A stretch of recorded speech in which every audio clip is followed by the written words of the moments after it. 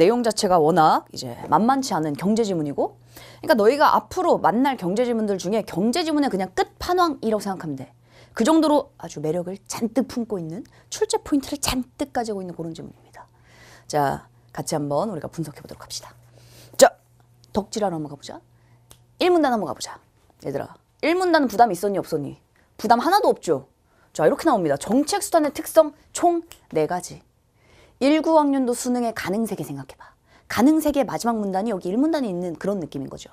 가능세계 마지막, 가능세계의 4가지 성질이 있다. 자, 쌤이 4가지 성질, 이런 식으로 성질을 열거할 때, 특성을 열거할 때 뭐 해줘라? 숫자 반드시 붙여라. 자, 숫자를 붙이란 말 얘들 오해하면 안 된다? 아, 숫자만 붙이면 되는구나. 1, 2, 3, 4 끝. 아니죠.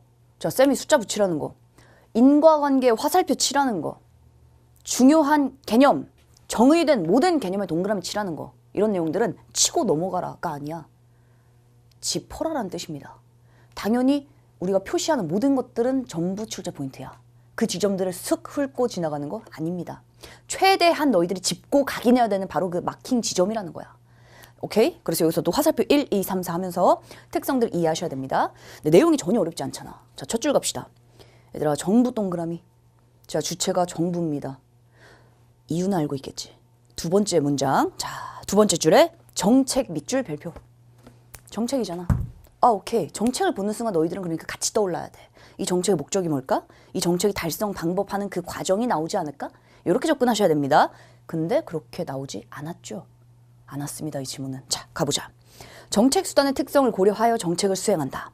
자, 정책 수단은 4가지 특성 같습니다. 1. 강제성, 2. 직접성, 3. 자동성, 4. 가시성. 이렇게 4가지. 그리고 각각의 특성들을 설명해 줍니다. 그것만 짚으면 돼. 자, 바로 밑에 줄. 강제성 동그라미. 자, 밑줄. 정부가 개인이나 집단의 행위를 제한하는 정도입니다. 그러니까 강제성인 거야, 이름이. 자, 어렵지 않아. 바로 밑에 직접성 동그라미. 자, 밑줄. 자, 직접 관여하는 정도입니다. 정부가 직접 관여하는 정도. 이게 직접성. 자, 2줄 밑에 자동성 동그라미. 3번째. 자동성은 바로 밑에 기존의 조직을 활용하는 정도. 밑줄. 자, 2줄 밑에 가시성 동그라미. 4번째입니다. 밑줄. 재원이 명시적으로 드러나는 정도. 여기까지. 그래서 총 특징 4가지. 정책수단 특성 4가지. 1, 2, 3, 4. 오케이. 딱 짚었어. 그리고 자, 이 문단 가시면 이 지문은 결이 달라집니다. 자, 얘들아, 이 문단의 첫 줄 한번 봐봐. 정책 수단 선택의 사례로 환율과 관련된 경제 현상을 살펴보자. 오케이. 그러니까 이 정책 수단이 당연히 연결되는 건 맞죠. 너희들 문제 읽어봐서 알잖아. 이 지문 어떻게 흘러가니? 1문단에서 떡밥을 던져. 그 다음에 그 떡밥을 마지막 문단에서 회수합니다. 이렇게 흘러가. 근데 분명히 중간에 결이 달라진다. 중심 화제 바뀝니다. 자, 이 문단 첫 줄 가시면 환율과 관련된 경제 현상을 살펴보자. 얘들아, 여기서 가장 중요한 단어 하나에 동그라미 좀 쳐보자. 눈에 확 띄는 단어. 바로 이겁니다. 현상. 쌤이 현상이란 단어에 대해서 한번 설명한 적 있다? 얘들아, 현상이란 단어는 어느 주제에서 가장 많이 나온 단어냐? 어디서 가장 많이 나올까? 현상. 과학과 경제에서 가장 많이 나옵니다. 과학에서 제일 많이 나옵니다. 현상이란 게 곧 뭐야? 현상. 하늘에 별이 빛나. 현상이죠. 자, 별이 빛나는 거 우리가 바꿀 수 있니? 바꿀 수 없죠. 자, 그 현상이라는 건 곧 그냥 펼쳐진 결과물이야. 이미 펼쳐진 결과물. 별이 빛나네? 저런 현상.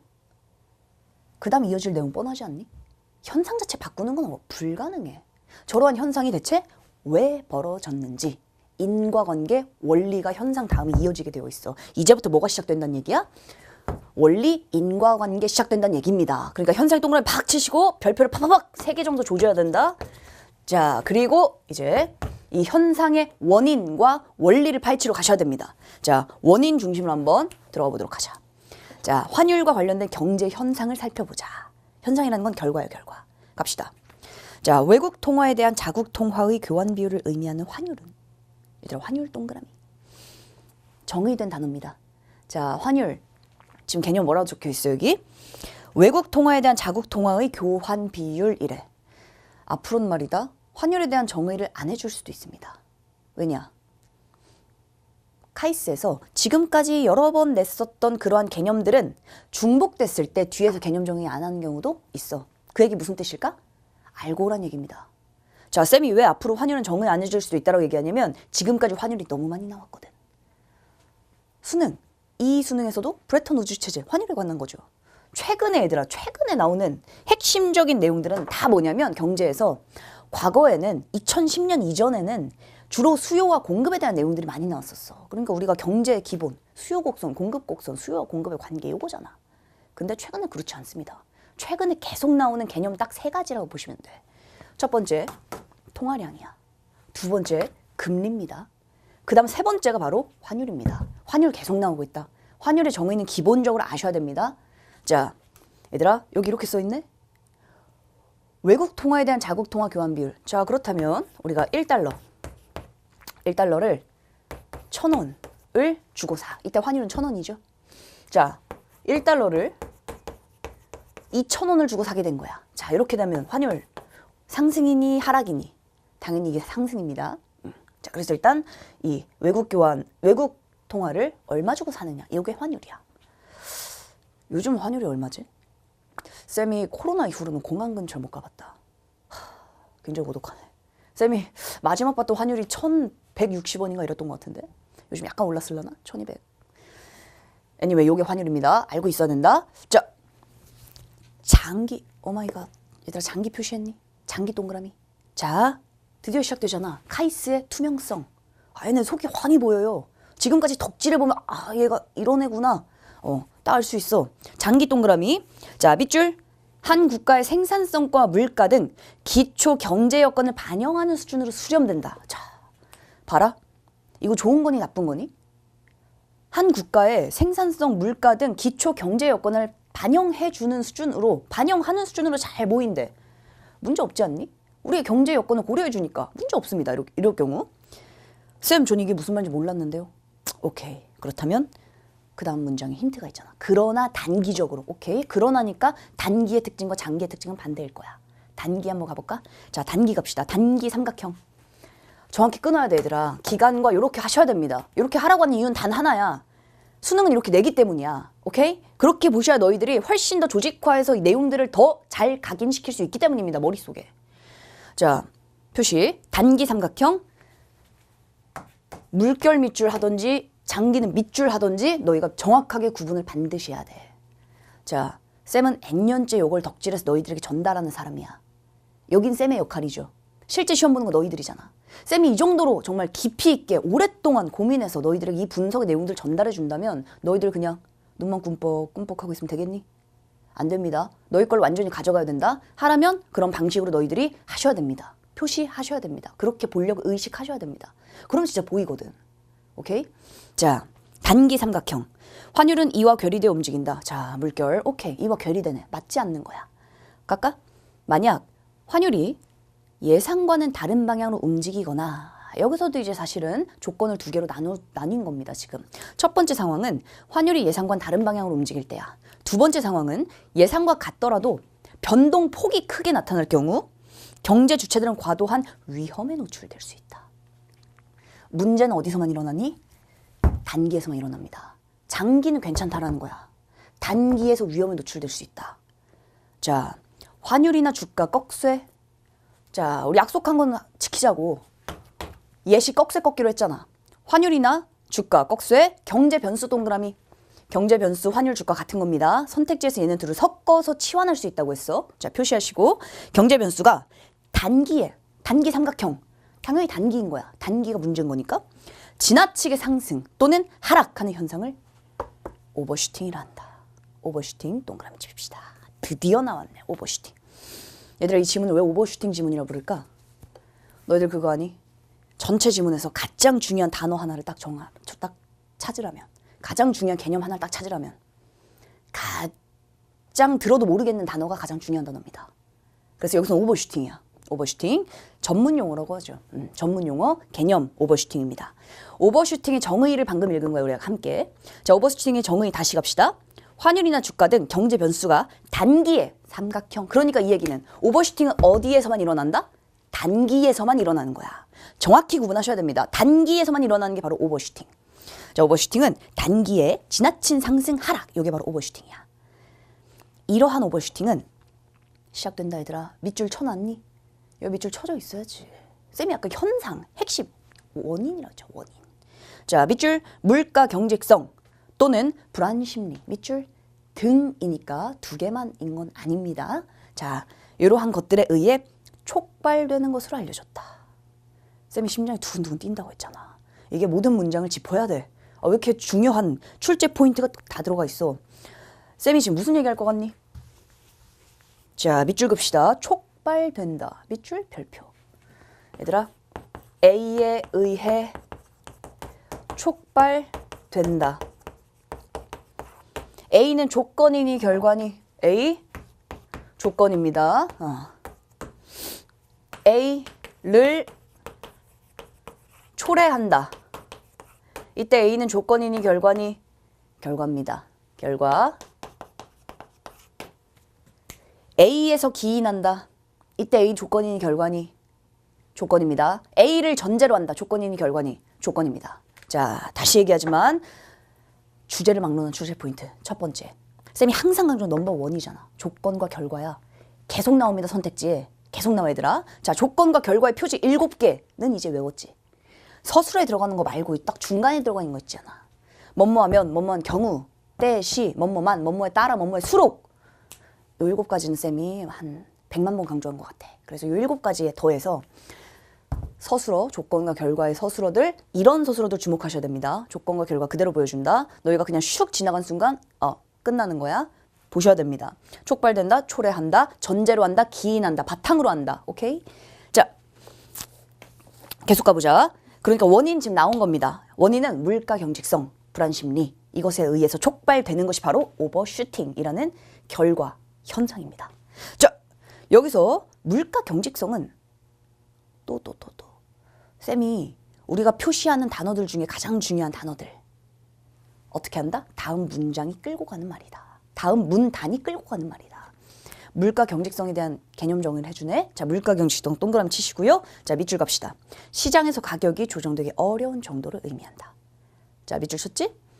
이름부터 이미 물가 경직이잖아. 딱딱한 거야 얘는. 그러니까 조정되기 어려운 거야. 다음 문단으로 가니까 물가 경직성에 따른 환율의 오버슈팅을 이해하기 위해서는 얘들아, 다음 문단이 지금 누구만 끌고 가고 있니? 지금 다음 문단이 끌고 가는 거 얘를 끌고 가고 있습니다. 오버슈팅의 원인 1, 2 나왔어. 1번 물가 경직성, 2번 불안 심리. 이 중에 1번만 끌고 갑니다. 다음 문단이. 그럼 머릿속에 이제 우리가 가는 것은 첫 번째 원인에 대한 환율 조정 과정이 이어집니다. 3문단 첫 줄 가시면 자, 물가 경직성에 따른 여기서 원인이 2개 중에 지금 하나로 좁혀졌구나. 이렇게 따라가야 되고 자, 환율 오버슈팅 이해하기 위해 통화를 금융자산의 일종으로 보고 경제 충격에 대해서 장기와 단기에 환율이 어떻게 조정되는지 알아보자. 이게 지금 이 문단 중심 화제입니다. 자, 앞으로 너희가 뭘 읽을 거라고? 이건 지문의 길이가 길 때 특히 그렇다고 했어. 자, 특히 그렇습니다. 정말 티가 팍팍 난다. 지문의 길이가 길 때. 확연히 달라. 너희가 비교해봐. 자, 물가 경직성에 따른 환율의 오버슈팅 이해하기 위해서 장기 동그라미, 단기 삼각형 구분하셔야 됩니다. 환율이 어떻게 조정되는지 알아보자. 오케이. 이제 우리 장기의 환율 조정의 과정 볼 거고요. 단기의 환율 조정의 과정 볼 겁니다. 이때 과정은 당연히 어떤 과정이라고? 인과 과정인 거야. 자, 가볼까? 물가는 단기에는 삼각형. 물가는 단기에는 경직적 밑줄. 당연한 거야. 왜? 우리 지금 물가 경직성이 원인인 오버슈팅 보고 있거든. 그리고 그 물가 경직성이 원인인 오버슈팅은 온리 어디에서만? 단기에서만이거든. 자, 다시 물가는 단기에는 삼각형, 경직적 밑줄 이게 원인이고요. 장기 동그라미 신축적. 당연하지. 장기는 아니야. 그러니까 문제가 없는 거야. 장기는. 반면 환율은 자, 이제 물가와 환율 차이가 있습니다. 환율은 단기에서도 신축적이래. 요거 굳이 쌤이 적어야 되겠니 얘들아? 자, 물가 그리고 환율 단기 경직 장기 신축 환율 단기 신축이래. 근데 단기에서도 신축이야. 장기에서도 신축이겠네. 자, 갑시다. 반면 환율은 단기에서도 신축 조정이 가능하대. 이러한 물가와 환율의 조정 속도 차이가 오버슈팅을 초래한다. 밑줄 별표 파파박 치셔야죠. 밑줄 별표 파파박. 자, 왜 밑줄 별표니 이거? 초래한다잖아. 조건과 결과 나와 있잖아. 앞에서 오버슈팅의 원인은 물가 경직성 때문이야 라고만 알려줬어. 그 다음에 지금 3문단에서 뭐 해주는 거니? 물가 경직성 때문에 왜 오버슈팅이 일어나는지를 지금 구체화 시켜준 겁니다. 정확히 얘기한다면 뭐야? 물가와 환율의 조정 속도 차이 때문에 일어나는 게 오버슈팅이 되는 거야. 자, 초래한다 밑줄. 자, 다시금 오버슈팅을 초래한다. A를 초래한다. A는 결과입니다. 자, 물가와 환율의 조정 속도 차이가 오버슈팅을 초래한다. 그리고 쌤이 이러한 이처럼 이렇게 요약 정리 잡아주는 표지들 그걸 봐야 되는 건 너희가 이제 많이 글을 또 봤으니까 알 것이야. 자, 그래서 핵심은 지금 여기서 오버슈팅의 원인을 구체화시켜줬습니다. 자, 얘들아 여기까지 잘 따라오고 있니? 지문의 길이가 길다. 이런 식으로 우리가 이제 지문 독해를 이렇게까지 오랫동안 하는 지문이 많지가 않아. 정신 바짝 차려야 돼. 자, 출제 포인트 쭉쭉 나옵니다. 자, 물가와 환율이, 자, 갑시다. 이제 여기 지금 우리가 보고 있는 건 장기에서야. 자, 물가와 환율이 모두 신축적으로 조정되는 장기 동그라미. 장기에서의 환율은 구매력 평가설에 의해 설명되는데. 복습하자. 구매력 평가설. 요거 뭐야?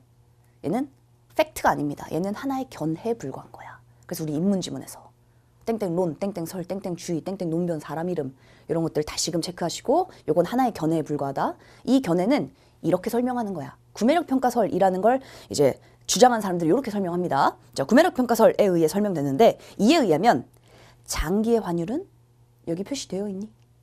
에헤이, 표시하셔야죠. 자, 얘들아. 경제, 과학에서 수식이 출제되지 않은 경우가 있니 없니? 수식을 주고 출제하지 않는다? 그런 경우는 존재하지 않습니다. 오늘 지금 우리가 하나, 두 문제 발췌했다고 했잖아. 나머지 문제 당연히 있겠니 없겠니? 무조건 있습니다. 자, 표시하시고 자, 옆에다가 크게 수식 1이라고 적고 수식 총 몇 개 나왔니? 아셔야 됩니다. 수식 1 크게 써놔야 돼 옆에. 자, 장기의 환율은 나오잖아. 장기의 환율은 자국 물가 수준을 외국 물가 수준으로 나눈 비율이야. 외국 물가 수준 분의 자국 물가 수준, 이게 장기의 환율 수식인 겁니다. 그리고 이걸 뭐라 불러? 균형 환율로 본다. 밑줄 균형 환율. 같은 말이야. 수식 1번은 바로 균형 환율인 겁니다. 자, 가령 알고 있지 얘들아? 가령 예시네. 후루룩 짭짭 넘어가야지. 큰일 난다. 영어에서 for example 하면서 쭉 앞에 얘기 반복하니까 빠르게 넘어간다. 이거랑 달라.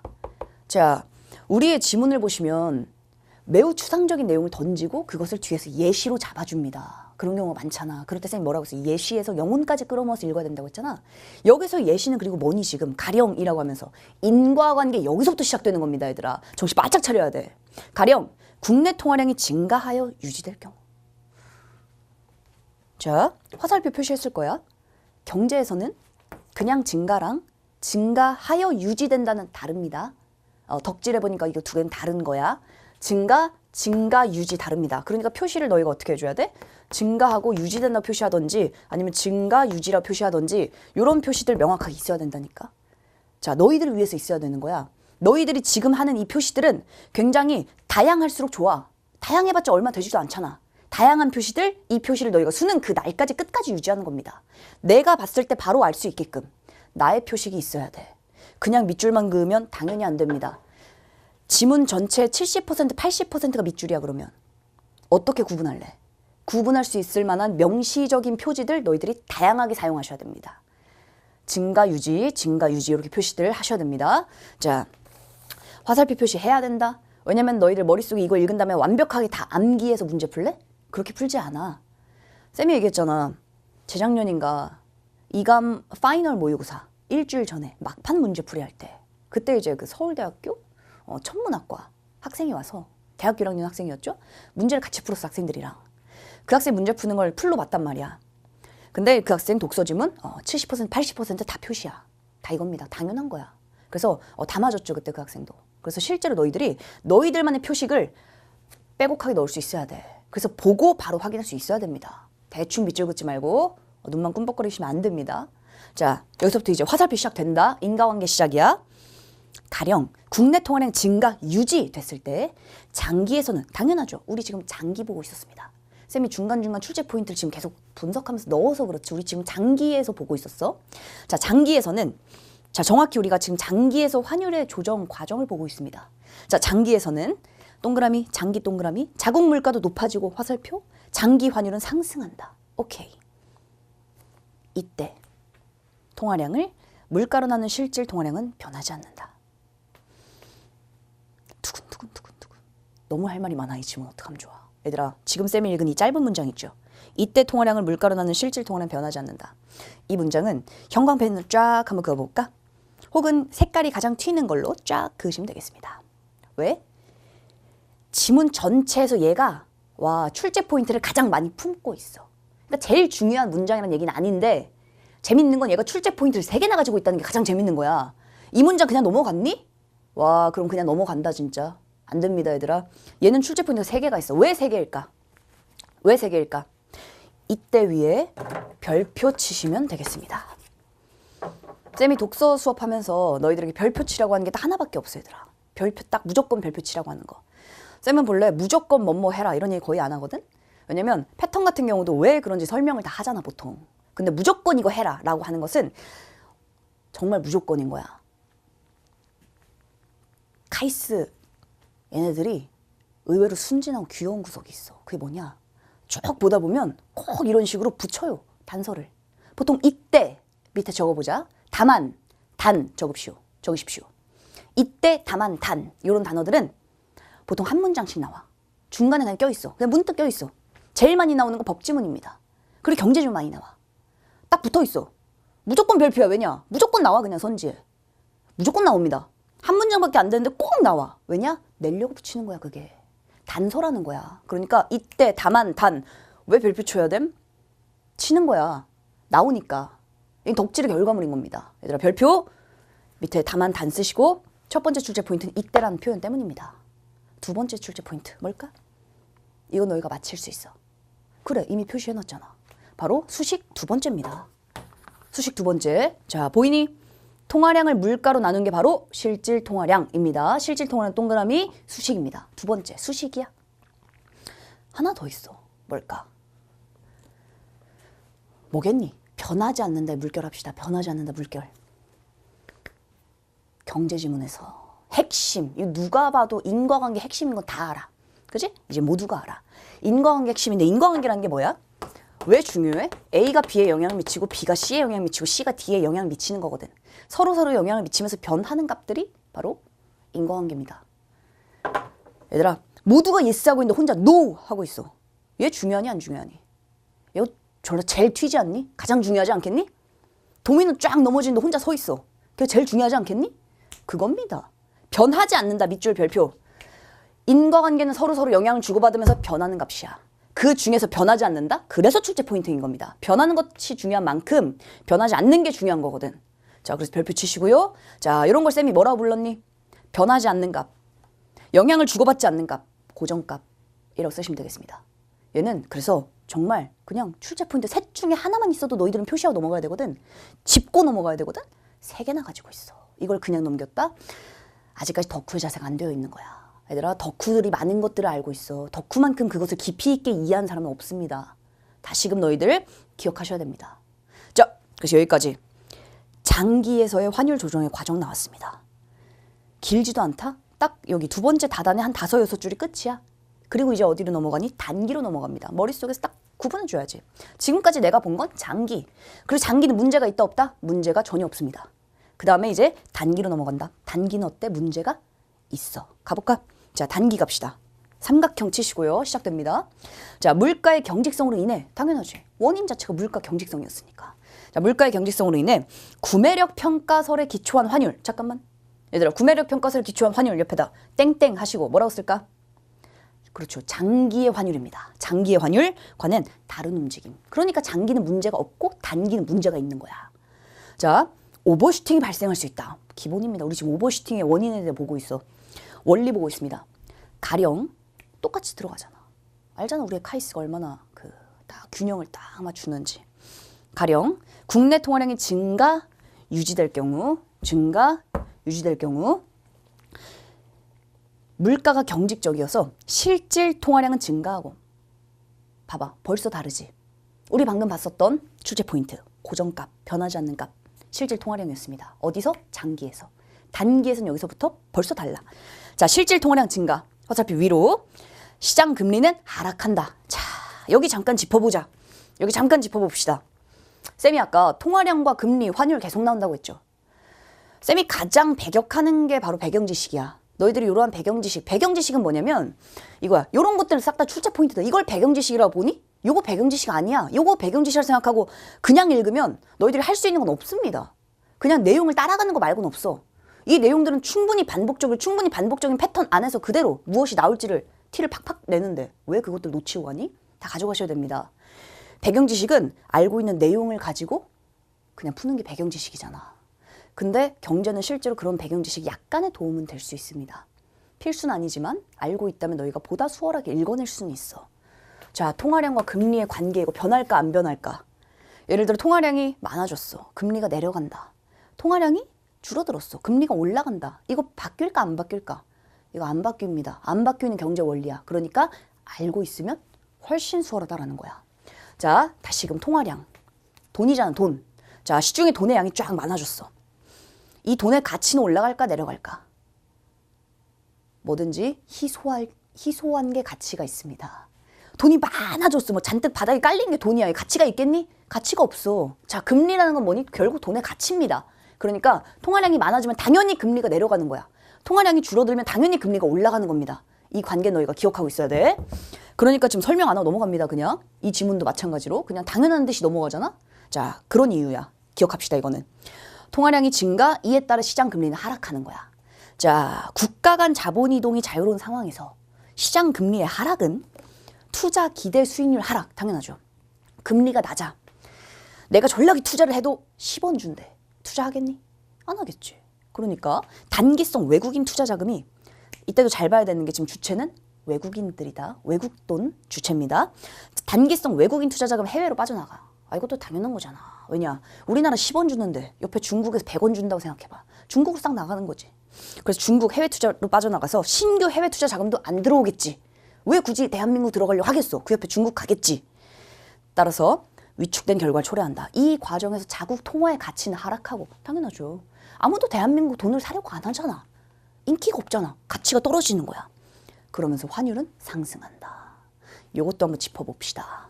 자, 쌤이 아까 그랬죠. 인과관계 화살표. 우리 지금 방금 읽은 거 다 화살표 해야 된다? 다 화살표 하셔야 됩니다. 그래야 너희가 단기에서의 문제 상황 인과관계는 여기였구나. 와서 확인할 수 있어. 자, 근데 이 내용을 짚으란 얘기는 자, 너희가 지금 이제 아직 3월밖에 안 됐으니까 이 내용들을 잘 모를 수 있거든. 앞으로 이러한 경제의 원리는 유사한 방식 계속 나올 거야. 그러니까 너희들이 충분히 익숙해질 시간들이 있습니다. 한번 짚어보자, 여기만. 자, 통화 가치가 하락한 게 환율 상승 맞나? 1달러. 예전엔 1달러를 1,000원만 줘도 살 수 있었어, 우리가. 이제는 우리나라 돈이 인기가 없어. 그러니까 1,000원 주고 달러 내놔. 싫은데? 나 안 가져. 이러는 거야. 그러니까 어떻게 해야 돼? 1달러를 그렇다면 2장 줄게. 오케이, 그럼 가져가. 이렇게 되는 거야. 그러니까 1,000원을 2,000원 줘야지 살 수 있게 되는 거야. 환율이 당연히 올라가는 겁니다. 우리나라 가치가 떨어지면 환율은 상승한다. 이것도 당연한 것이다. 그게 바로 보이지 않는 손이다. 오케이? 자, 통화량 증가로 인한 효과는 물가가 신축적인 경우에 예상되는. 자, 물가가 신축적이다. 이거 어디니? 장기였지. 문제 없는 경우. 자, 물가가 신축적인 경우에 예상되는 환율 상승에 금리가 떨어지면서 자금의 해외 유출을 유발한 추가적 환율 상승. 여기 지금 금리 하락에 따른 자금의 해외 유출이 방금 우리가 봤던 단기에서 인과관계였죠? 그게 더해지니까 환율 상승이 이만큼 될 게 이만큼 상승되는 거야. 이거 뭐였어? 오버슈팅의 정의였잖아. 환율이 큰 폭으로 변동하는 거. 그래서 이러한 추가적 상승 현상이 바로 환율의 오버슈팅이다. 다시금 짚어줍니다. 그래서 우리가 방금 본 내용이 바로 오버슈팅이라는 게 왜 일어났는지, 단기에서의 그 환율 조정의 과정을 통해서 오버슈팅이 이래서 일어났구나 라고 본 거야. 당연한 거야. 처음부터 오버슈팅이라는 경제 현상을 본다고 했었거든. 그런 경제 현상의 원리를 방금 본 겁니다, 우리가. 자, 오케이. 이러한 추가적 상승 현상이 환율의 오버슈팅이고, 그리고 오버슈팅의 정도 및 지속성은 물가 경직성이 클수록 조건과 결과죠. 뭐뭐하면 뭐뭐한 경우 때 시 뭐뭐에 따라 뭐뭐할수록 뭐뭐만. 쌤이 왜 이 7가지를 계속 얘기하겠니? 전략이 덕질하는 게 얘네 7명이 계속 나와. 이것만 계속 나와 얘들아. 물론 이것 이외에도 조건과 결과는 존재합니다. 근데 학생들이 그냥 넘기기 가장 좋은 표지 요 7가지. 근데 무조건 기억해야 돼. 나옵니다. 쭉 읽다가도 너희가 짚을 정도로 머릿속에 7가지, 7개밖에 없잖아. 할 수 있거든. 그 정도 하셔야 되거든. 주인공이니까 너희들이. 자, 그래서 물가 경제성은 클수록 더 크게 나타난다. 오케이. 조건과 결과면서 동시에 비례관계입니다. 클수록 더 커. 비례관계. 자, 시간이 경과함에 따라 이퀄 뭐라고 바꿀래? 우리가 지금 봤던 건 단기에서 문제. 시간이 경과함에 따라 이퀄 장기로 갈수록. 결과도 알잖아 우리는. 장기로 갈수록 어떻게 된다? 문제가 해결된다. 자, 물가가 상승해서 실질 통화량이 다시 원래 수준으로 돌아오게 되고 원래 수준 돌아왔으니까 해외로 나갔던 게 다시 금리가 반등, 다시 올라가는 거야 금리가. 다시 대한민국 쟤네도 100원 준대, 110원 준대, 다시 돌아오는 거야. 그래서 국내로 복귀, 단기에 과도하게 상승했던 환율이 장기에는 오케이 장기 동그라미 문제가 해결된다. 구매력 평가서를 기초한 환율로 수렴된다. 끝. 그래서 가만히 놔두면 단기일 땐 이런 문제가 있어서 오버슈팅이 생겼지만 장기로 가면서 문제가 해결된다. 끝입니다. 여기까지가 이제 1, 2, 3, 4, 4문단까지. 그래서 2, 3, 4가 장기와 단기로 나눠진 지금 인과관계가 쭉 나왔던 거야.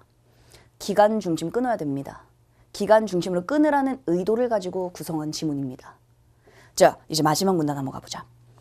첫 줄 갑시다. 단기 환율이 오케이 단기 여전히 안 끝났어. 삼각형 치시고요. 단기의 환율이 기초 경제 여건과 괴리되어 과도하게 급등락 하거나 균형 환율 수준 잠깐만 균형 환율 아까 수식 1번 장기에서의 환율 수식 1번입니다. 거기서부터 장기간 이탈한 등의 문제가 심화된 경우를 예방하고 이에 대처하기 위해 정부는 다양한 정책 수단을 동원한다. 드디어 나왔네. 쌤이 아까 말했잖아. 1문단 던진 떡밥을 마지막 문단에서 줍줍 판다고. 근데 방금 쌤이 첫 번째 문장 읽으면서 너무너무 두근두근했어. 왠지 아니? 정말 중요한 단어 2개가 있습니다. 찾고 한번 표시 한번 해볼까? 정말 중요한 단어. 자, 이미 쌤이 독서 본보면서 강조했습니다. 목적에는 말이다. 자, 정책에는 목적이 있다. 심지어 이 목적을 내가 2개로 쪼갰네? 내가 왜 그런 짓을 했을까? 너희들에게 최대한 단순하게 알려줄수록 좋잖아. 근데 왜 내가 굳이 목적을 2개로 쪼개서 정책은 얘들아 목적이 명확히 2개가 있다라고 했을까? 카이스트가 맨날 2개씩 내거든. 그 2개는 구분해줘야 될까? 아니면 그냥 뭉뚱그려서 그냥 목적이 이거네 뭉뚱그려도 될까? 아니야 얘들아. 독해력이라는 거 아까도 얘기했잖아. 의식이 꼼꼼해서 디테일한 지점들을 구분하고 파악할 수 있는 게 독해력인 거야. 점점 좀 좁혀 나가셔야 됩니다. 의식이 점점 좀 좁아져야 돼. 자, 디테일하게 보셔야 됩니다. 뭉뚱그리는 순간 너희들은 물어보는 지점들을 이해하지 못할 수 있어. 왜냐? 처음부터 파악하지 못했기 때문에. 다시 목적 2가지입니다. 뭐라고? 가만히 놔두니까 다 죽게 생겼잖아. 그러니까 정부가 개입을 하죠. 자, 문제에 대한 해결이 주 목적입니다. 그래서 첫 번째 문제 해결이야. 이미 발생한 문제에 대한 해결입니다. 근데 봐봐. 정부가 언제나 문제가 발생한 다음에만 나가서 해결을 한다고 생각해봐. 답답하지 않니? 매우 사후적이잖아. 그래서 정부는 일어날 수도 있는 문제 역시도 해결해야 되는 거야. 그걸 뭐라 부르니? 문제 예방이라 부릅니다. 단어 동그라미 쳤니? 예방 동그라미, 대처 동그라미 치셔야 됩니다. 자, 하나는 예방, 하나는 대처. 이건 문제에 대한 해결이 되는 거야. 이해되십니까? 그리고 뒤에 얘들아 사례 2개 나온다.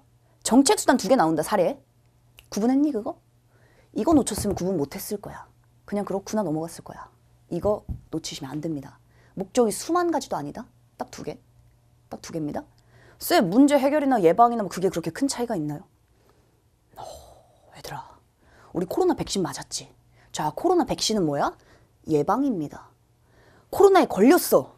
걸리고 나서 이제 고쳐야 되니까 치료제를 먹었어. 이때 치료제는 대처입니다. 코로나에 걸리고 안 걸리고의 차이야 이거는. 졸라 큰 차이 아니겠니? 반드시 구분하셔야 됩니다. 자, 한번 가보자. 예방 동그라미, 대처 동그라미. 놓치면 안 된다. 정책의 목적 2가지. 자, 오버슈팅의 원인. 자, 그렇다면 이제 숫자 1 붙여주시고 첫 번째 정책 수단 사례 나옵니다. 1. 오버슈팅의 원인인. 원인 동그라미 줘야지. 오버슈팅의 원인인 물가 경제성 완화하기 위한. 예방입니까? 해결입니까? 예방이니 대처니? 원인 자체를 완화시키는 거니까 얘는 예방이에요. 옆에다가 예방이라고 적읍시다. 첫 번째 예방. 자, 강제성이 낮은 사례. 강제성 동그라미 쳐야 되잖아. 왜냐? 우리가 아까 앞에서 봤던 정책수단의 특성 4개 중 하나잖아. 강제성 동그라미, 그게 낮은 첫 번째 사례입니다. 예방의 사례입니다. 이게 훨씬 더 중요해요. 예방이라는 거. 예방입니다. 자, 1. 여기서는 너희가 숫자 붙이고 밑줄 쳐놓으면 돼. 사례를 다 외울 거야? 물어봤을 때 이거는 예방이었고 강제성 낮은 거였지 확인. 이렇게 들어가면 되거든. 1번. 외환의 수급 불균형 해소를 위해 정보 신속 정확 공개. 오케이. 자, 두 번째. 불필요한 가격 규제 축소. 오케이. 이렇게 해서 예방합니다. 한편 그럼 이제 뭐 나올지 알잖아. 오버슈팅에 따른 부정적 파급 효과 동그라미. 옆에 뭐라고 쓸래? 부정적 파급 이미 일어났어. 오버슈팅은. 그것이 덜 파급되도록 만들어야 돼. 대처죠. 대처 씁시다. 이미 벌어졌고, 자, 정부는 환율 변동으로 가격이 급등한 수입 필수 품목에 대한 세금 조절, 내수 급격 위축 방지하려고 하기도 한다. 쌤이 여기서 할 말이 있다. 쌤이 아까 얘기했죠. 이번 문제는 추론이다. 추론이라는 것은 곧 너희들에게 공백을 메꾸도록 만든다. 자, 봐라. 얘들아, 환율 변동이야. 변동이니까 둘 중 하나죠. 환율이 오르거나 내려가거나. 이걸 변동이라 표현하네? 어차피 채우란 얘기야. 어차피 채워야 돼, 너희가. 자, 결과는 있잖아, 바로 뒤에. 왜냐면 이거 지금 다 인과관계니까. 바로 뒤에 있는 가격이 급등한 수입 필수품이니까 이거 환율이 올랐을까, 내렸을까? 환율이 올랐을까, 내렸을까? 자, 생각해봐. 수입 필수품 언제나 너희가 생각할 땐 극단적 예시를 들어야지만 쉽습니다. 두루마리 휴지. 두루마리 휴지. 자, 두루마리 휴지를 본래 가격이 급등했다고 하니까 본래는 1,000원 주고 사던 걸 10,000원 주고 사야 돼. 자, 이 얘기는 환율이 올랐다는 거야, 내렸다는 거야. 두루마리 1달러짜리 두루마리 휴지 1,000원 주고 사던 걸 10,000원 주고 사야 돼. 환율이 올랐다는 얘기죠. 환율 변동 밑에 환율 상승이라고 씁시다. 환율 상승. 그래서 수입 필수품이란 힌트를 준 거지. 환율 상승이야. 자, 에 대한 세금도 조절한대. 이것도 봐봐. 세금 조절. 세금을 더 매기거나 세금을 낮추거나 둘 중 하나겠죠. 세금을 더 내라고 할까 아니면 세금을 덜 내라고 할까. 자, 원래 우리가 관세라고 해서 붙이잖아. 수입품들은. 자, 가뜩이나 10,000원인데 세금까지 더 얹어가지고 휴지가 20,000원이 됐어. 사람들 돈 쓰겠니 안 쓰겠니? 휴지를 쓰고 또 쓰겠죠. 그지? 혹은 휴지 대체할 게 얼마 많아. 그러니까 여기서 세금 조절은 세금을 당연히 낮추는 게 되는 겁니다. 세금을 낮추고. 내수가 급격히 위축되는 거. 이거 봐라. 이젠 내수에 대한 설명하지도 않잖아. 내수 옆에서 땡땡 국내 수요입니다. 국내 수요. 자, 사람들이 안 사는 걸 방지하려고 하는 거. 이게 바로 지금 두 번째 부정적 파급 효과 완화의 방식이 되겠습니다. 얘들아, 존재하고 있니? 지문이 매우 길다. 그래서 너희들이 중간중간 정신 바짝 차려야 된다. 이거 굉장히 중요한 지점이야. 중간에 유체이탈하잖아. 그러면 다시 돌아오면 앞으로 돌아가서 다시 보셔야 됩니다. 오버슈팅 말했잖아. 경제 지문의 끝이라고. 얘가 끝이야. 이 정도로 해낼 수 있다? 두려울 게 없습니다. 다 할 수 있어. 이 안에 정말 많은 걸 품고 있어. 얼마나 고마워. 우리가 한 10개의 기출을 분석하는 것들을 얘 하나가 굉장히 많이 담고 있다니까? 완전 좋은 거지. 매력 잔뜩 있는 바로 그런 지문입니다. 자, 얼마 안 남았다 이제. 자, 내수가 위축되는 걸 방지하려고 한다. 또한 환율 급등락으로 인한 피해 대비 환율 변동 보험 제공. 두 번째. 세 번째는 이제 보증, 지급 보증 제공. 오케이. 이런 사례가 있구나. 그냥 1, 2, 3 붙이시고 어떤 사례? 대처의 사례 3가지입니다. 대처의 사례 특성은 직접성 동그라미 높다. 오케이, 여기까지. 예방 2가지, 강제성 낮은 사례. 대처 3가지, 직접성 높은 사례. 끝. 그래서 뒤쪽의 내용은 안 봐도 됩니다. 자, 우리는 보지 않겠습니다. 그리고 나면 이제 문제 1, 2번을 풀면 되는 거야. 자, 이 지문 독해 다시 얘기하지만 쌤이 중간중간 말했던 출제 포인트들 전부 적으셔야 됩니다. 쌤이 열심히 덕질해서 너희에게 전달하면 뭐해? 너희가 그것을 너희 걸로 가져가서 이게 다 끝난 다음에도 오버슈팅 이제 안 나와. 어차피 끝났어 얘는. 다음 경제 지문에서 너희가 어떻게 접근해야 되는가. 바로 뒤에 나오는 206평 봐봐. 206평 나오는 정책 문제. 정책이니까 요거 원리 담고 있습니다. 어려울수록 2가지를 다 담고 있어 얘들아. 그래서 너희가 경제 지문은 이런 지점을 이래서 주목해야 되는구나 라는 게 있어야 돼. 머리에 기준이 있어야 돼. 지문을 딱 설명을 듣고 나서 이렇게 접근하는 거네. 그 접근 방법이 남아있지 않으면 그 강의를 들을 필요가 없습니다. 그치? 자, 그래서 여기 나와 있는 쌤이 강조했었던 기준의 지점들 어떻게 접근할 것인가? 이런 내용들을 너희가 완전히 너희 걸로 체화해서 이후에 적용하셔야 됩니다. 그 덕후의 자세인 거야. 문제 한번 풀어볼까? 길었다. 1번 갑시다. 자, 국내 통화량의 증가 유지. 너희가 화살표를 쓸 때 좋은 점이 또 있어. 자, 너희가 쭉 읽으면서 증가 유지 요거 딱 머리에 남잖아. 요거 몇 번 했어? 우리 2번 했잖아. 그치? 자, 일단 뭐 거기까지 안 가더라도 인과관계에 대한 설명입니다. 자, 증가 유지될 경우 장기에는 장기 동그라미. 장기 어차피 부담 없네. 이 다단의 중간 5줄, 6줄 그것만 장기 인과관계였습니다. 장기에는 실질 통화량이 변하지 않으므로 변하지 않는 값, 고정값. 잘 써있네? 맞아, 여기까지는 굿잡이야. 장기 환율도 변함없을 것이다. 고정값은 하나밖에 없었는데. 돌아가시면 됩니다, 얘들아. 자, 이 다단의 중간 딱 가시면 장기의 환율은 상승한다. 그대로 써있죠? 1번이 정답입니다. 할 수 있겠니, 없겠니? 충분히 할 수 있습니다. 그래서 1번, 다시금 너희가 기간, 상황을 중심으로 정확하게 구분하고 인과관계를 쪼개라. 쪼개고 쪼개야지만 너희들이 훨씬 더 머릿속에 구체화가 되고 더 잘 잡힙니다. 그렇게 하라고 하는 이유가 있는 거야, 다. N년째 해보니까 그래. 가장 효율적인 방식이야. 그러한 방식으로 출제를 합니다. 자, 2번. 이번에 물가가 신축적인 경우야. 물가 신축적인 경우 아까 장기였는데, 그치? 오버슈팅이 아닌 경우입니다, 어쨌든. 물가가 경직적인 게 오버슈팅 원인이었으니까. 경직적 경우에 비해, 오케이. 국내 통화량 증가에 따른 시장 금리 하락폭이 작을 것이다. 당연히 맞습니다. 오버슈팅 자체가 하락폭이 크고 변동폭이 큰 게 오버슈팅이었잖아.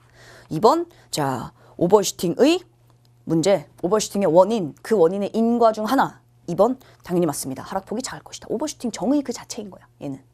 3번, 물가 경직성에 따른 환율의 오버슈팅은 물가 조정 속도보다 환율 조정 속도가 빠르기 때문에. 자, 이거 오버슈팅의 원인이었다. 오버슈팅의 원인인데 다만 지문 속에서는 뭐라고 나와 있었니? 물가와 환율의 조정 속도 차이라고 나와 있었어. 누가 더 빠를까? 경직적이라는 건 가격이 조정되지 않는 거잖아. 굳어 있는 거죠. 신축적은 혼자 먼저 움직일 수 있지. 당연히 누가 더 빠르겠니? 신축적인 환율이 훨씬 더 빠를 겁니다. 그러니까 3번은 오버슈팅의 원인인 거야. 거기서 너희가 속도 차이만 구분할 수 있으면 됩니다. 그래서 3번, 너희가 선택지 우리가 분석한 이유는 뭐냐면 너희가 고른 선택지, 한마디로 만약 이 문제를 틀렸어. 잘못 골랐어. 그러면 그 지점에 대한 판단이 제대로 안 됐다는 얘기잖아. 3번을 골랐다면 만약에 오버슈팅의 원인을 제대로 파악하지 못한 겁니다. 반성해야 돼, 어떻게 해야 돼? 무조건 다르게 봐라. 무조건 다르게 볼 수 있어야 돼. 너희가 이 지문을 보고 봐라. 이 지문을 보고 내가 이걸 놓쳤네? 여기 내용에 이렇게 써 있었는데 이걸 놓쳤네? 다음번에 적용 못합니다. 오버슈팅 다시 안 나오잖아. 너희가 놓친 건 뭐야? 현상에 대한 원인을 놓친 거야. 핵심 놓친 거 맞니? 졸라게 핵심을 놓쳤다는 거야. 완전 반성하셔야 됩니다. 다음번에 경제 현상, 원인 무조건 보려고 노력할 수 있어야 돼. 자, 3번 인과관계 원인에서 나왔습니다. 출제 포인트, 핵심 출제 포인트. 여기 1번에 1, 2, 3, 4, 5번은 전부 다 핵심밖에 없어, 이 안에. 왜냐면 그만큼 이 지문이 그래서 어려웠던 거야. 핵심이 많이 들어있을수록 훨씬 더 핵심 자체가 세밀해지니까 당연히 어려운 겁니다. 자, 다시금 너희가 어디에 주목할 것인가를 정리하시면 됩니다. 4번, 환율의 오버슈팅이 발생한 상황에서 외국인 투자 자금이 국내 시장 금리에 민감하게 반응할수록 오버슈팅 정도는 커질 것이다. 자, 4번도 역시 아까 단기에서 오버슈팅이 일어나는 그 문제 과정, 오버슈팅이 일어나는 과정 중 하나 맞니? 맞죠. 4번은 그 문제 상황의 인과 중 하나가 맞습니다. 만약에 이거 만약에 생각해 본다고 한다면, 물론 맞으니까 그냥 넘어가면 되지만, 외국인 투자자들이 만약에 민감하지 않아. 100원에 10원 떨어졌어. 졸라 쿨해. 그럴 수 있지 뭐. 안 나가. 그러면 오버슈팅 안 생기거든. 근데 민감해서 뭐야. 1원만 떨어져도 나가는 거야. 그러면 오버슈팅은 당연히 커지겠죠. 그래서 4번은 문제 상황 인과 중 하나이기 때문에 당연히 맞습니다. 오버슈팅의 문제 상황 인과 중 하나. 마지막 5번. 자, 환율의 오버슈팅이 발생한 상황에서 물가 경직성이 클수록 비례관계 그대로 나왔네. 자, 구매력 평가서를 기초한 환율로 수렴되는데 걸리는 시간이 길어질 것이다. 구매력 평가서를 기초한 환율 이퀄 장기의 환율이죠. 문제가 없는 환율입니다. 자, 거기로 가는 시간이 길어진다. 비례관계 정도와 지속성이 더 커진다고 했었지. 오케이. 그래서 5번도 맞습니다. 5번은 비례관계. 정답은 1번. 넘어갈까? 자, 2번으로 갑시다. 이제 2번 한번 봅시다. 2번 문제는 대체 왜 추론이냐? 이게 추론의 이유가 몇 가지가 있어. 근데 봐라. 2번 문제 아까 쌤이 굉장히 어렵다고 얘기했고 실제로 어려웠던 게 맞습니다. 수능에서 어려웠다는 거 생각해봐. 이 문제 6평도 아니고 9평도 아니고 수능이야. 수능이었다면 학생들이 가장 독해로 좋을 때 봤던 시험이겠지? 그럴 때 놓쳤다는 거니까 만만하지 않았어 실제로. 자, 왜냐? 우리가 방금 지문에서 읽었던 건 오버슈팅이 일어난 그 상황에 해당하는 국가였죠. 여긴 지금 국가 하나가 더 추가가 됩니다. 일단 보기 한번 들어가 봅시다. 자, 다시금 2번 문제를 통해서 수능에서 추론은 이런 거구나. 이걸 잡을 수 있어야 돼. 존재하고 있니? 존재하셔야 됩니다. 자, 가보자. 자, A국 경제학자 갑은 자국의 최근 경제 상황을 다음과 같이 진단했다. 금융시장 불안의 여파로 불안의 여파? A국의 주식, 채권 등 금융자산의 가격 하락에 대한 우려 확산 밑줄? 아, 예, 뭔지 알겠다. 우리 오버슈팅의 원인 지문 속에서 두 가지 있었습니다. 물론 원래는 더 많지만 지문에서 언급한 게 두 가지야. 첫 번째, 물가 경직성. 그거 따라갔었죠? 두 번째, 불안심리. 얘 지금 원인이 다릅니다. 얘 지금 불안심리야. 자, 불안심리. 자, 따라서 비국의 채권에 대한 수요가 증가하고 있다. 이로 인해 외환시장에서는 A국에 투자되고 있던 단기성 외국인 자금이 B국으로 유출되는 거. 오케이. 원인은 다르지만 과정 어떻니? 원인은 다르지만 과정은 똑같습니다. 지금 외국인 투자 자금이 빠지고 A국 환율이 급등. 자, 밑줄. 앞에 거 다 몰라도 얘들아. A국의 환율 급등 밑줄 이퀄. 이게 뭡니까? 지금 A국의 오버슈팅 상황 벌어진 겁니다. A국 오버슈팅. 자, 그리고 이제 B국이 추가가 된 거야. 우리가 봤던 건 다만 A국의 상황이었는데 이제는 여기서부터 B국의 상황이라는 게 붙습니다. 그러니까 지문에는 엄밀히는 없던 내용이지. 가볼까? 자, B국에서는 해외 자금 유입이 됐어. 통화량이 증가했네. 아, 그러니까 돈이 많아졌잖아, 나라에. 돈이 양이 많아졌어. B국의 시장 금리가 변동할 것으로 예상된다. 변동이란 단어 보이니? 어차피 채우라고 한다니까. 그게 추론인 거야. 근데 봐라. 우리 아까 통화량과 금리의 관계 지문 속에 사실 그대로 써 있었어. 보기에만 안 써 있는 것뿐이죠. 돈이 많아졌네. 금리는 어떻게 될 거야? 밑에 적으셔야죠. 시장금리 변동, 시장금리의 하락이 되겠습니다. 얘들아, 상승일 때와 하락일 때 다를까? 졸라 다르지. 상승일 때 흘러가는 것과 하락일 때 흘러가는 것 완전 달라. 그러니까 여기서는 너희가 하락이라고 채우는 게 굉장히 중요한 거야. 통화량이 증가되면 무조건 하락입니다. 그치? 오케이. 자, 하락 쓰시고. 이에 따라 근데 B국이 하락했는데 그리고 나서 엄청나게 막 디테일한 그 지점들을 다 채우라고 하지 않아. 그러니까 수능은 엄밀히 말하면 리트나 논술의 추론과는 차원이 다릅니다. 논술은 너희가 읽으면서 끝없이 왜 그렇지? 왜라는 걸 찾아내야 돼. 쌤이 옛날에 논술 가르칠 때 그랬거든. 자문자답해야 된다. 왜? 논술은 2000자 다 추론으로 채우거든? 그 추론은 다 뭐야? 지문 속에 없는 내용 가져와야 되거든. 그럴 때는 왜라는 말을 계속 던지면서 추론을 찾아내죠. 수능이 진짜 그럴 것 같니? 안 그래. 봐봐. 요 정도가 추론이야. 자, B국에서 시장 금리가 떨어져. 이에 따라 A국은 진정된대. 오버슈팅 문제가 약간 진정된대. 그 중간에 과정들은 지금 생략되어 있지만 진정됩니다. 이거 팩트죠. 써 있으니까. 또한 양국 간의 교역 및 금융 의존도가 높은 현실을 감안할 때 A국의 환율 상승은 자, 지금 A국 오버슈팅의 상황. 환율이 상승했습니다. 환율 상승은 수입품 가격 상승 등에 따른 부작용을 초래할 것으로 보인다. 환율이 올라간다는 건 아까 얘기했지만 두루마리 휴지를 이제는 1000원 주고 사는 걸 10만 원 주고 사야 되는 거야. 그러니까 부작용이 당연히 생기겠죠. 사람들 돈을 안 쓰겠지. 자, 예상되지만 한편으로는 수출이 증대되는 효과도 있다. 오케이. 수출이 증대되는 효과도 있대. 쌤이 뒤에 이런 표를 하나 적어놨어. 자, 이 표는 뭐냐면 이렇게 이 표는 경제 일반 원리입니다. 근데 아까도 쌤이 얘기했지만 이러한 경제 일반 원리는 변하지 않는다니까? 어떤 상황이 달라지지 않는 한은 변하지 않습니다. 그렇기 때문에 너희가 알아두면 이해가 굉장히 쉽다라는 거야. 이 내용들, 이런 내용들 쌤이 본래 이제 배경 지식 이런 내용들을 거의 말하지 않지만 경제 지문은 아까도 얘기했던 것처럼 원리가 반복되고 또 반복됩니다. 그 중에서 아주 기본적이고 아주 핵심적인 것, 금리와 환율. 요거 정도만 있다가 너희가 오른쪽 93페이지에 메모지에다가 적으시면 되겠습니다. 자, 그때 또 쌤이 설명하겠지만 자, 실제로 이런 거죠. 수출은 증대되는 효과. 한마디로 여기서는 너희가 여기까지만 기억하면 돼. 부작용이 있지만 좋은 것도 있네? 여기까지야. 오버슈팅이 꼭 나쁜 것만 아닌 거야. 오버슈팅이 일어났을 때 수출이 증대되는 효과도 있어. 부작용도 있고 효과도 있어. 오케이. 자, 그러므로 가능한 자제하고 수렴되도록 놔둬야 된다. 이 사람 왜 이런 줄 우리 알잖아. 앞에서 봤죠. 단기에서 장기로 갈수록 문제가 해결되거든. 그치? 그러니까 이 사람 지금 가만히 둬야 된다고 하는 겁니다. 근데 이 정도면 경제학자 없어도 되는 거 아닌가? 가만히 놔둬도 돼. anyway. 자, 얘들아 1번부터 한번 판단해 봅시다. 이제 우리가 아는 건 여기까지야. 우리가 알고 있는 건 여기까지고요. 중요한 거는 진술을 판단하는 거잖아. 그지? 앞서 나가지 말고 이 진술의 내용들 판단하시면 됩니다. 1번 가볼까? 자, A국이 환율의 오버슈팅 발생한 상황.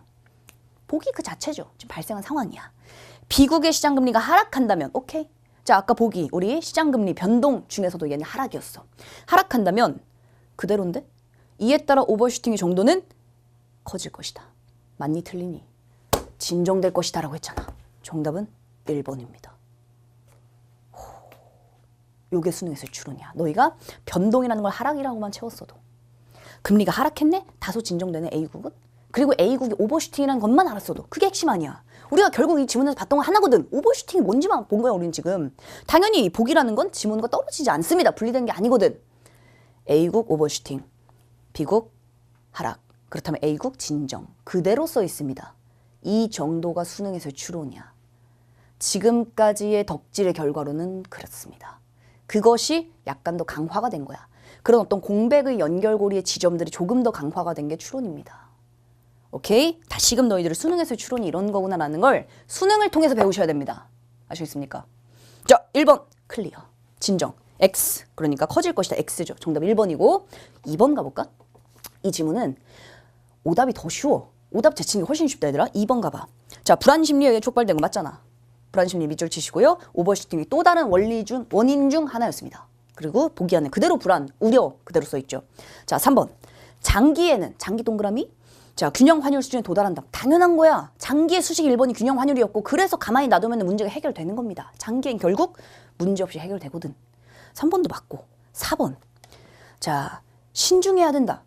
보기 그대로 아니니? 그러니까 경제학자가 가만히 놔둬라. 이렇게 얘기했잖아. 5번. A국의 환율 상승은 자, B국으로부터 수입하는 상품의 가격 인상.